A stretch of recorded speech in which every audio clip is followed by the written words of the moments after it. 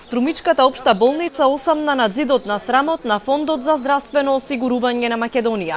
Општата болница е меѓу 10 здравствени установи во државата, кои фондот парично ги казни поради пропуст при кодирањето на пациентите според ДСГ методологијата. Договорната казна изнесува 3,5% од фактурираниот износ по ДСГ за тој месец.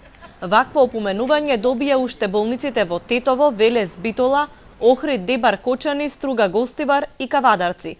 13 лекари пак неправилно издавале боледување на пациентите, имале некомплетни тимови, фалсификувале потписи на пациенти и имале лоши услови за работа.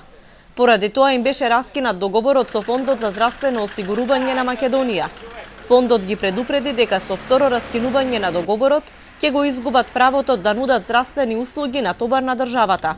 Од Хелсиншкиот комитет велат дека ова е кршење на правата на лекарите и дискредитирање на целата лекарска фела, но фондот преку соопштение појасни дека ова било предупредување до сите здравствени работници и установи и дека надзидот на срамот ќе бидат од 3 до 6 месеци.